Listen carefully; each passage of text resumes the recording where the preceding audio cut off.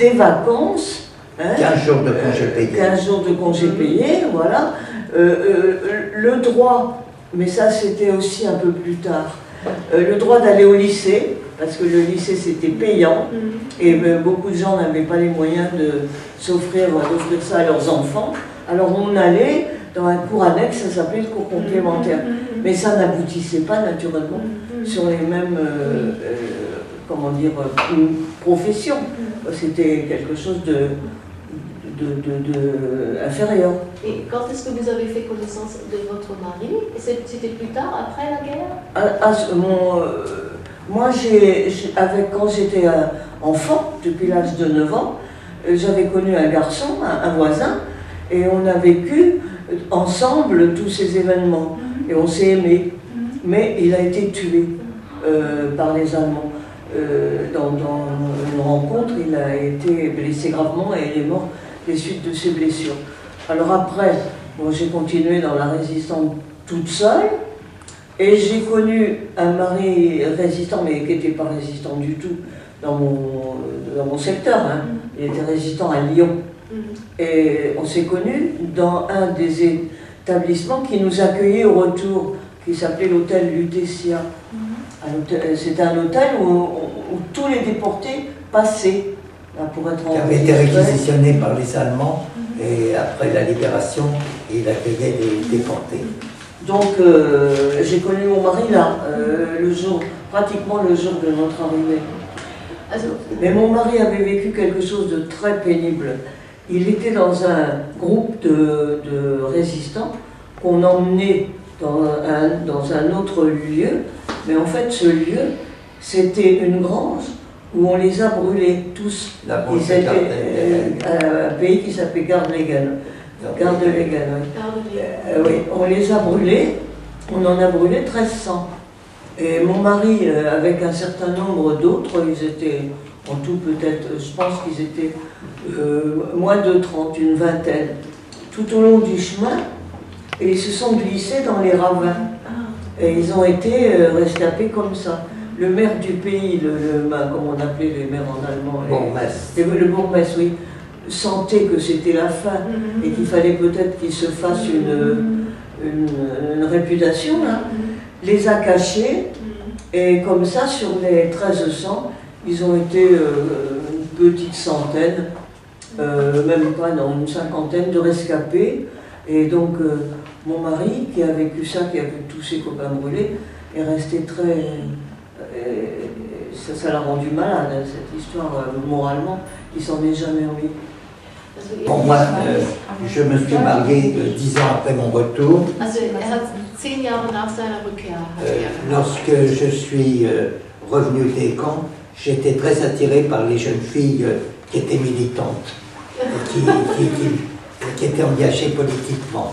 Bon, et je me suis marié avec une femme qui n'était pas du tout engagée politiquement. Et bon, finalement, en plus, bon, faut dire que les déportés, nous sommes assez caractériels. Et donc, si vous voulez, j'ai vécu 25 ans dans le Nancy avec ma femme. On a eu un fils qui a eu 48 ans. Et je suis séparé d'elle depuis 1980. Voilà. Alors, mes parents, si vous voulez, ça a été à peu près, comme on a dit, les Juifs errants, parce que à chaque fois on changeait de ville. Bon, mon père ne savait ce qu'était le nazisme, il n'a jamais voulu retourner à Paris. Ma mère était retournée à Paris pour liquider notre stock. Notre appartement a été vidé par les Allemands, a été pris, quelqu'un qui avait pris notre appartement, mais qui nous l'a restitué après la libération, ce qui n'a pas été le cas pour tous ceux qui avaient été spoliés. Et bon, si vous voulez, donc nous étions, mon père avait qu'une envie, c'est-à-dire quitter la France. Malheureusement, bon, ça n'a pas pu se réaliser, c'est-à-dire on était allé à Biarritz. De Biarritz, après, nous sommes retournés, quand les Allemands arrivaient, nous sommes allés à Toulouse. De Toulouse, nous avons été à Sète. Pourquoi Sète? Parce que c'était un port également. Après, nous sommes revenus à Toulouse. Après, nous sommes partis à Nice sous l'occupation italienne qui était plus cool. Mais malheureusement, en septembre 1943, il y a eu de grandes rafles de juifs. Moi, je ne me suis jamais fait recenser en tant que juif. Je n'ai jamais eu le tampon juif sur ma carte, tandis que mes parents l'ont eu. Et donc, moi, j'ai pu partir de Nice assez facilement. Eux sont partis beaucoup plus tard quand ils ont eu des papiers. Et je suis allé avec un ami à Saint-Amand-Montron. Saint-Amand-Montron, c'est une ville qui est dans le centre de la France, qui a été libérée par la résistance intérieure le 6 juin 1944, le jour du débarquement en Normandie. Bon, moi, à ce moment-là, j'ai pris le maquis avec les résistants de Saint-Amand-Montron. Nous sommes partis dans la Creuse. Et mes parents, entre-temps, je les avais revus. Ils voulaient venir à Saint-Amand-Montron. Et je leur ai dit, si on doit se faire arrêter, c'est pas la peine qu'on se fasse arrêter tous les trois ensemble. Et eux sont partis dans un petit pays, dans le Loir-et-Cher, à Saint-Aignan, chez des amis qu'ils connaissaient, parce qu'ils ne savaient plus où aller. Et je leur ai peut-être sauvé la vie comme ça, parce qu'après, à Saint-Amand-Montron, il y a eu un drame terrible. Ils ont arrêté un certain nombre de juifs qui sont tués dans un puits à 50 km de Saint-Amand-Montron, entre Saint-Amand et Bourges. Bon, peut-être ils n'auraient pas été arrêtés, ou ils seraient été arrêtés, et comme ça, ils ont pu avoir la vie sauve. Pour Buchenwald, Buchenwald a été ouvert en 1937, alors que les premiers camps ont été ouverts dès 1933, c'est-à-dire Sachsenhausen, Oranienburg-Sachsenhausen et Dachau-Dachau. Et après, bon, 1937, c'était Buchenwald. Les premiers, c'était les Allemands, les premiers qui ont été internés dans le camp, les communistes allemands, les démocrates, les juifs, les tziganes, tous ceux qui ne convenaient pas à Hitler. Et les nazis avaient une particularité de donner des responsabilités à d'autres internés. Et les premiers internés qui ont eu des responsabilités, ça a été les droits communs, qui tapaient sur les politiques allemands. Et les communistes allemands se sont dit, on ne va pas se laisser, ils ne savaient pas pour combien de temps ils allaient être dans les camps. Ils se sont dit, on ne va pas se laisser assassiner comme ça. Et c'est eux qui ont pris la direction du camp, qui sont devenus les capots avec le triangle rouge. Quand les premiers Français sont arrivés à Buchenwald, il y avait déjà 27 nationalités, c'est-à-dire il y avait les Allemands, bien entendu, il y avait les Tchèques, les Polonais, les Yougoslaves, les Ukrainiens, les Hollandais, les Belges, etc.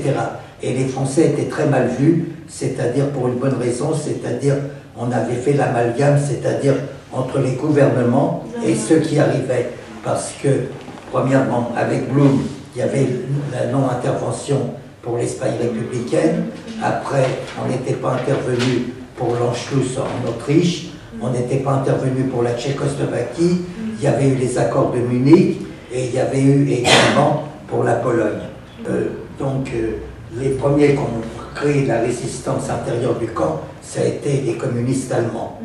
Et après, les Français, en 1944, il y a eu deux Français qui étaient tout à fait d'obédience différente, c'est-à-dire l'un était le colonel Frédéric-Henri Manès, qui était gaulliste de droite et adjoint de Jean Moulin, qui était le grand résistant de la France, et l'autre, Marcel Paul, qui était un syndicaliste et communiste. Et à tous les deux, ils ont organisé la résistance intérieure pour les intérêts français. Et la résistance a sauvé 900 enfants juifs qui étaient à Buchenwald avant la libération. C'est-à-dire, ils venaient de Pologne, la plupart, ou de Hongrie, et c'était ce qu'on appelle les enfants de Buchenwald. Il y a un livre qui s'appelle Les enfants de Buchenwald, qui ont été sauvés par la résistance intérieure du camp. Also der interne Widerstand in Buchenwald hat 900 jüdischen Kindern das Leben gerettet. Et peut-être ils le connaissent, une figure parmi les enfants qui étaient à Buchenwald, Elie Wiesel, a été sauvée comme ça par la résistance. Elie Wiesel ist zum Beispiel jemand, der so gerettet wurde. Gisèle? Non, je ne dors pas, je vous écoute. Ok. Gisèle, est-ce que vous étiez à Ravensbrück et à Mauthausen? Oui. Est-ce que vous pouvez nous raconter quelque chose sur cette époque? À Ravensbrück, quand les Polonais les Alliés se sont avancés, vous voyez, il y a un Suédois, comment il s'appelait déjà, je ne sais plus son nom, comment il s'appelait le Suédois qui est venu libérer les Françaises? Bon, moi j'ai un trou sur le livre. Enfin, en tout cas, il y a un diplomate suédois qui est arrivé à Ravensbrück et qui a libéré une partie des femmes. Mais les femmes NN, les Nacht-und-Nebel, celles qui étaient considérées comme des dangers publics pour l'Allemagne, on a été, au terme d'un voyage de 5 jours et 5 nuits dans des wagons à bestiaux, on a été amenés à Mauthausen. Alors là, à Mauthausen, on nous a groupés enfin, dans une espèce de grange, vous voyez, où c'était très difficile d'entrer. Alors les Allemands ont fait des carrés à la craie, comme ça, et ils ont calculé que par carré, on tenait tant. Alors on est rentré, c'est comme ça, donc on ne pouvait pas s'allonger, on est resté accroupi je ne sais pas combien de temps, c'était une période extrêmement pénible. Heureusement, il faisait très beau temps, et ce lieu se tenait dans une sorte de jardin, de pré, le long d'un petit ruisseau, où on avait de l'eau bien fraîche. Malheureusement, les Allemands, les SS qui étaient vicieux, ont mis les water, les toilettes, du côté amont, on ne pouvait plus boire l'eau, c'était fini parce que tout s'écroulait là-dedans. Mais là, on était au moins en plein air, et on pouvait subsister grâce à des petits stratagèmes. On trouvait des pissenlits, mais là, on a vraiment survécu. Hein. Heureusement, tout auprès, il y avait... Il faut que je traduise parce oui, que... ça va trop vite, oui. Oui, allez-y. Vous devez travailler dans le camp ou quand on était à Ravensbrück, oui, mais là, dans ce transport à Mauthausen, on a juste été déblayer une gare qui avait été très très bombardée, et pendant qu'on déblayait cette gare, il y a eu un autre bombardement, et hélas, des filles rescapées de Ravensbrück, des hommes aussi, ont été tués pendant ce temps. Il y a eu 2 bombardements à la file. Le deuxième, on a refusé d'y aller, mais comme ils menaçaient d'exécuter nos camarades, on a été obligés. Et là, pendant ce bombardement, il y a eu un certain nombre de tués, une vingtaine de filles tuées là, et d'hommes pendant ce bombardement. Mais après le bombardement, on nous a plus ou moins abandonnés dans ce campement, là, le long d'un petit ruisseau. Et puis, heureusement qu'il y avait tous les prisonniers hommes, dont certains avaient des fonctions un peu de commandement, si on peut dire, hein, qui nous portaient à manger. Sinon, là, on a été tout à fait abandonnés.